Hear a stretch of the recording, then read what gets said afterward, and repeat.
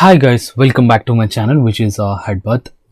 Guys, ತುಂಬ ಜನ ಈಗ ಒಂದು ಕ್ವಶನ್ ಕೇಳ್ತಿರ್ತಾರೆ. ಏನಂತ ಹೇಳಿದ್ರೆ, ಇಂಡಿಯನ್ ಸ್ಟಾಕ್ ಮಾರ್ಕೆಟಲ್ಲಿ ನಾವು ಇನ್ವೆಸ್ಟ್ಮೆಂಟ್ ಮಾಡಬೇಕಾ ಬೇಡವಾ ಹಂಗಂತ ಹೇಳ್ಬಿಟ್ಟು ಕ್ವಶನ್ ಅನ್ನು ಕೇಳ್ತಿರ್ತಾರೆ. ಸೊ ಏನಕ್ಕಪ್ಪ ಅಂತ ಹೇಳಿದ್ರೆ, ತುಂಬಾ ಎಕಾನಮೀಸ್ ಇದೆ. For example US, China, Japan, German, ಇವೆಲ್ಲ ಡೆವಲಪ್ಡ್ ಕಂಟ್ರೀಸು ನಮಗಿನ್ನ. ಸೊ ಅಲ್ಲಿ ನಾವು ಇನ್ವೆಸ್ಟ್ ಮಾಡೋಣವಾ? ಸೊ ಅಥವಾ ಇಂಡಿಯಾದಲ್ಲಿ ನಾವು ಇನ್ವೆಸ್ಟ್ ಮಾಡಬೇಕಾ? ಅಡ್ವಾಂಟೇಜ್ ಏನಿದೆ ನಮಗೆ ಇಂಡಿಯಾದಲ್ಲಿ? ಅಕಸ್ಮಾತ್ ಏನಾದ್ರೂ ನಾವು ಇಂಡಿಯಾದಲ್ಲಿ ಇನ್ವೆಸ್ಟ್ ಮಾಡಿದ್ರು ಕೂಡ ಜಪಾನ್ ಮಾರ್ಕೆಟ್ ಥರ ಏನಾದರೂ ಆಗ್ಬಿಡ್ಬಹುದಾ? ಸೊ ಅಂಥದ್ದು ಏನಾಗಿದೆ ಜಪಾನ್ ಮಾರ್ಕೆಟಲ್ಲಿ, ಜಪಾನ್ನ ಸ್ಟಾಕ್ ಮಾರ್ಕೆಟಲ್ಲಿ ಏನಾಗಿದೆ ಅನ್ನೋದನ್ನ ನೋಡೋಣ ಬನ್ನಿ ಇವತ್ತು. ಸೊ ಇದು ಲಿಸ್ಟ್ ಆಫ್ ಟಾಪ್ ಎಕಾನಮೀಸು. ಸೊ 2025 ಪ್ರಕಾರ ಇದು ಟಾಪ್ ಎಕಾನಮಿ. ಸೊ ಇದರಲ್ಲಿ ನಾವು 4ನೇ ಸ್ಥಾನದಲ್ಲಿ ಇದ್ದೀವಿ. 5ನೇದಲ್ಲಿ ಜಪಾನ್ ಇದೆ ಇವಾಗ. ಸೊ ಏನಪ್ಪ ಆಗಿದೆ, ಜಪಾನ್ ಥರ ಆಗ್ಬಿಡುತ್ತಾ ಅಂತ ತುಂಬ ಜನ ಹೇಳ್ತಾರೆ. ಸೊ ಅಂದರೆ ಯಾರಿಗೆ ಸ್ವಲ್ಪ ಮಾರ್ಕೆಟಲ್ಲಿ ಯಾರು ಆ್ಯಕ್ಟಿವ್ ಆಗಿದ್ದಾರೆ ಅವರು ಈ ಕ್ವೆಶನನ್ನು ಮಾಡ್ತಾರೆ. ಸೊ ಇವಾಗ ನೋಡ್ಕೊಂಬಿಟ್ಟು ಅರ್ಧಂಬರ್ಧ ತಿಳ್ಕೊಂಬಿಟ್ಟು ಏನೋ ಟ್ರೇಡಿಂಗ್ ಅಂತೆ ಅದು ಇದು ಅಂತ ಮಾಡ್ಕೊಂಡಿರ್ತಾರಲ್ಲ, ಅವ್ರಿಗೆ ಗೊತ್ತಾಗಲ್ಲ.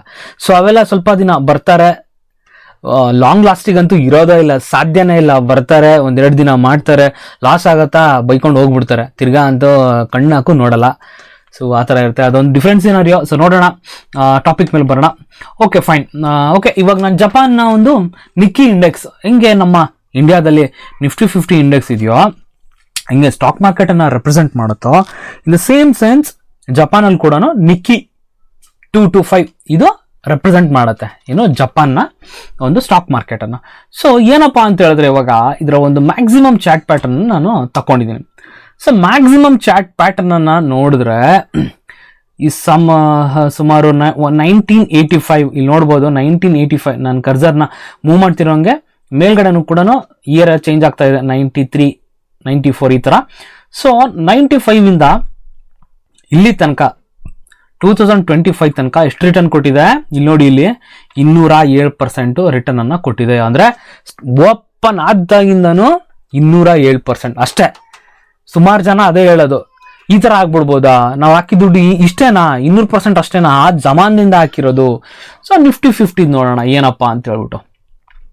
ಮ್ಯಾಕ್ಸಿಮಮ್ ನಾನು ತಗೊಳ್ತಿದ್ದೀನಿ ನಾನು 1999 ಇಂದ 2000%, 2659, 2659%. ₹1 ಹಾಕಿದ್ರೆ ₹2600 ಆಗಿರೋದು. ಒಂದೇ ₹1 ಯಾರು ಕೊಡ್ತಾರೆ? ಯಾರು ಕೊಡಲ್ಲ.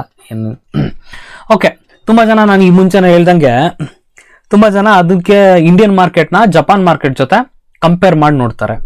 ಸೊ ದಯವಿಟ್ಟು ಆ ಒಂದು ಕಂಪ್ಯಾರಿಸನ್ ಅನ್ನ ಮಾಡಕ್ ಹೋಗ್ಬಿಡಿ. ಯಾಕೆ ಅಂತ ನಿಮ್ಗೆ ಒಂದೊಂದಾಗೆ ಹೇಳ್ತಾ ಹೋಗ್ತೀನಿ. ಯಾಕಪ್ಪ ಇಂಡಿಯನ್ ಮಾರ್ಕೆಟನ್ನು ಜಪಾನ್ ಜೊತೆ ಕಂಪೇರ್ ಮಾಡಬಾರ್ದು? ಸೊ ಅದಕ್ಕೆ ಒಂದು ಸ್ವಲ್ಪ ನೆಕ್ಸ್ಟ್ ಲೆವೆಲ್ ನಾಲೆಡ್ಜು ಬೇಕಾಗುತ್ತೆ.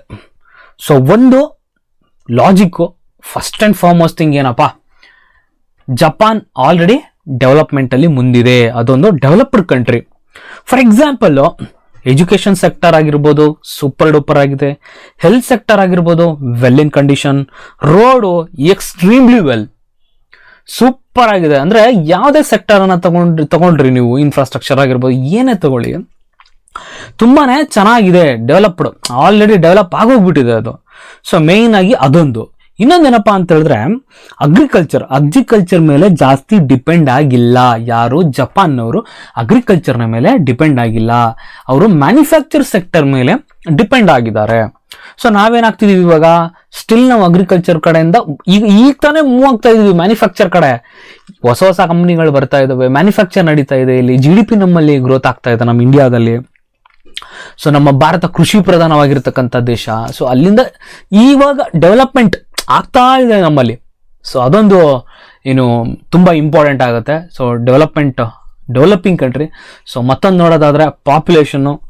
ಸೊ ಪಾಪ್ಯುಲೇಷನು ಯಾವ ಲೆವೆಲ್ಲಿಗಿದೆ ಅಂತ ಹೇಳಿದರೆ, ನಮ್ಮ ಬಿಹಾರ್ ಇದೆ ನೋಡಿ, ಬಿಹಾರು ಅಥವಾ ಉತ್ತರ ಪ್ರದೇಶ, ಅದ್ರದ್ದು ಎಷ್ಟು ಪಾಪ್ಯುಲೇಷನ್ ಇದೆಯೋ ಆ ಪಾಪ್ಯುಲೇಷನ್ ಜಪಾನ್ನ ಪಾಪ್ಯುಲೇಷನ್. ಅಂದರೆ ಬಿಹಾರಲ್ಲಿ ಎಷ್ಟು ಜನ ಇದ್ದಾರೋ ಅಷ್ಟು ಜನ ಜಪಾನ್ ಕಂಟ್ರಿನಲ್ಲಿದ್ದಾರೆ.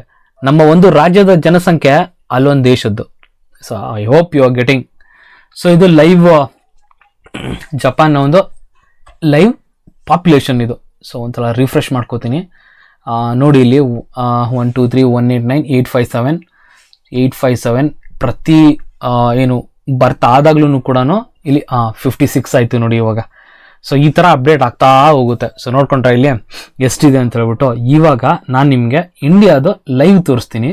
ಸೊ ನೋಡೋಣ 612 ರಿಫ್ರೆಶ್ ಮಾಡ್ತಾ ಇದ್ದೀನಿ. ಸೊ ನೋಡೋಣ ರೀಟ್ರೈವಿಂಗ್ ಡೇಟಾ ಯಾವ ಥರ ಇದು ಲೈವ್ ಬರ್ತಾ ತಕ್ಷಣವೇ ಬರ್ತಾ ಇರುತ್ತೆ.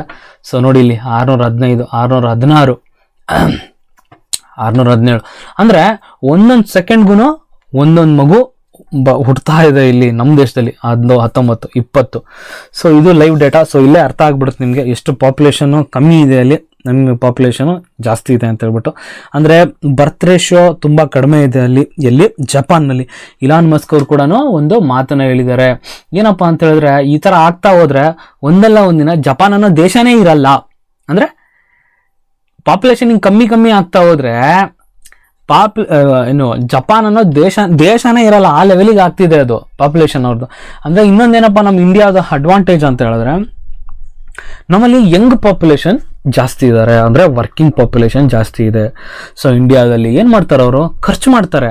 ಖರ್ಚಾದ್ರೆ ಏನಾಗುತ್ತೆ, ಎಕಾನಮಿ ಬೂಸ್ಟ್ ಆಗುತ್ತೆ. ಅದೇ ಜಪಾನಲ್ಲಿ ಆಗ್ತಾ ಇಲ್ಲ. ಸೊ ಎಲ್ಲರೂ ಇಟ್ಕೊಂಡು ಕೂತ್ಬಿಟ್ಟಿದ್ದಾರೆ. ಸೊ ಮುಂದೆ ತೋರಿಸ್ತೀನಿ ಅದನ್ನು ಕೂಡ, ವೆಲ್ತ್ ಯಾವ ಥರ ಇದೆ ಅವ್ರ ಹತ್ರ. ನೆಕ್ಸ್ಟ್ ಟಾಪಿಕ್ಗೆ wealth. So wealth full heavy ಆಗಿದೆ ಅವ್ರ ಹತ್ರ. ಈವನ್ ಬ್ಯಾಂಕ್ಗಳು ಕೂಡ ಬಡ್ಡಿ ಅವರಿಗೆ ಜಾಸ್ತಿ ಕೊಡಲ್ಲ. ಸೊ ಅದಕ್ಕೋಸ್ಕರ ಕೆಲವೊಂದ್ಸಲ ಏನಾಗ್ತಿದೆ ಅಂತ ಹೇಳಿದ್ರೆ ನೆಗೆಟಿವ್ ಬಡ್ಡಿನ ಕೊಡ್ತಾರೆ. ಫಾರ್ ಎಕ್ಸಾಂಪಲ್ಗೆ 100 ರೂಪಾಯಿ ನೀವು ಇವತ್ತಿಟ್ರೆ ನೆಕ್ಸ್ಟ್ ಇಯರ್ ಬಂದು ನೋಡಿದ್ರೆ ಅದು 99 ರೂಪಾಯಿ ಆಗಿರುತ್ತೆ, 1 ರೂಪಾಯಿ ಕಮ್ಮಿ ಆಗಿರುತ್ತೆ. ಸೊ ಆ ಥರ ಆಗ್ತಾ ಇದೆ ಅಲ್ಲಿ ಜಪಾನಲ್ಲಿ. ಸೊ ಇನ್ನೊಂದೇನು ಹೇಳಿದ್ರೆ ಸುನಾಮಿ ಭೂಕಂಪ ಬಂದರೂ ಕೂಡ ಅವ್ರು ಹೆಂಗೆ ಎದ್ದು ನಿಲ್ತಾರೆ. ಸೊ ನಿಮಗೆ ಆಫ್ಕೋರ್ಸ್ ಒಂದು ಲಾಜಿಕ್ ತಲೆಯಲ್ಲಿ ಬಂದೇ ಬರುತ್ತೆ. ಅಂಥ ಅರ್ಥಕ್ವೇಕ್ ಅಂಥ ಸುನಾಮೀಸ್ ಎಲ್ಲ ಬಂದ್ರೂ ಕೂಡ ಎದ್ದು ನಿಲ್ತಾರೆ. ಯಾಕೆ, ದುಡ್ಡು ಅಷ್ಟಿದೆ ಅವ್ರ ಹತ್ರ. ಸೇಮ್ ಇಂಥದ್ದೇ ಜಪಾನು 7 ಜಪಾನನ್ನು ಅವರು ಏನು ಹುಟ್ಟಾಕ್ಬೋದು, ಅಷ್ಟು ವೆಲ್ತ್ ಅವ್ರ ಹತ್ರ, ಜಪಾನ್ ಅವ್ರ ಹತ್ರ ಅಷ್ಟು ವೆಲ್ತ್ ಇದೆ. ಸೊ ಏನಪ್ಪ ಇವಾಗ ಅರ್ಥ ಆಗುತ್ತೆ ಅಂತ ಹೇಳಿದ್ರೆ ನಮಗೆ, ಸೊ ಒಂದು ಡೆವಲಪ್ಮೆಂಟಲ್ಲಿ ಅವ್ರು ಮುಂದಿದ್ದಾರೆ. So population okay, next wealth. So ನಾವು ಹೆಂಗೆ ಕಂಪೇರ್ ಮಾಡೋಕ್ಕಾಗುತ್ತೋ ಜಪಾನ್ ಮಾರ್ಕೆಟ್ನ ನಮ್ಮ ಜೊತೆಗೆ? ಸೊ ಇಲ್ಲವೇ ಇಲ್ಲ. So earth and sky difference ಅಂತ ಅನಿಸುತ್ತೆ ಜಪಾನನ್ನು ನಮ್ಮ ಜೊತೆ, ನಮ್ಮ ಇಂಡಿಯನ್ ಮಾರ್ಕೆಟ್ ಜೊತೆ ಕಂಪೇರ್ ಮಾಡ್ತಕ್ಕಂಥದ್ದು. ಈಗ ಅದೊಂದು ಸೆನ್ಸೆ ಅಂತ ಅನಿಸಲ್ಲ ಇಂಡಿಯಾ ಜಪಾನ್ ಕಂಪ್ಯಾರಿಸನ್ಗೆ. ಕರೆಂಟ್ ಸಿಚುಯೇಷನಲ್ಲಿ ಡೆವಲಪ್ಮೆಂಟ್ ಕಡೆ ಹೋಗ್ತಾ ಇರೋದು ಇಂಡಿಯಾ. ಸೊ ಒಂದು ಬೆಸ್ಟ್ ಟೈಮ್ ಇಂಡಿಯಾದಲ್ಲಿ ಇನ್ವೆಸ್ಟ್ ಮಾಡೋದಕ್ಕೋಸ್ಕರ ಪಾಪ್ಯುಲೇಷನ್ ವೈಸ್ ಕೂಡ ಓಕೆ ಫೈನ್. ಎಲ್ಲರೂ ಕೂಡ ಏನಪ್ಪ ಹೊಸ ಬಿಸ್ನೆಸ್ಗಳು ಬರ್ತಾ ಇದೆ. ಫಾರ್ ಎಕ್ಸಾಂಪಲ್ ಇಲಾನ್ ಮಸ್ಕ್ ಅವರ ಟೆಸ್ಲಾ.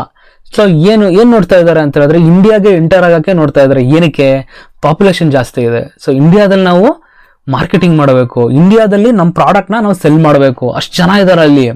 ಸೊ ತೊಗೊಳ್ತಾರೆ ಅಂತಕ್ಕಂಥ ಒಂದು ಮೈಂಡ್ ಸೆಟ್ಟು ಬಂದೇ ಬರುತ್ತೆ. ಅಫ್ಕೋರ್ಸ್ ಅಮೆಝಾನ್ ಕೂಡ ಅದೇ ಮಾಡಿದ್ದು, ಇವಾಗ ಗ್ಲೋಬಲಿ ಇದೆ, ನಿಮಗೆಲ್ರಿಗೂ ಕೂಡ ಗೊತ್ತಿರ್ತಕ್ಕಂಥ ವಿಚಾರ. ಐ ಹೋಪ್ ಗೈಸ್ ಈ ವಿಡಿಯೋ ಇಷ್ಟ ಆಯಿತು ಅನ್ಕೋತೀನಿ. ಈ ವಿಡಿಯೋ ಇಷ್ಟ ಆದರೆ ಒಂದೇ ಒಂದು ಲೈಕನ್ನು ಕೊಡಿ. ಹಾಗೆಯೇ ನನ್ನ ಚಾನಲ್ನ ಸಬ್ಸ್ಕ್ರೈಬ್ ಮಾಡ್ಕೊಂಡಿಲ್ಲ ಅಂದರೆ ಸಬ್ಸ್ಕ್ರೈಬ್ ಮಾಡ್ಕೊಳ್ಳಿ ಗೈಸ್. Thank you.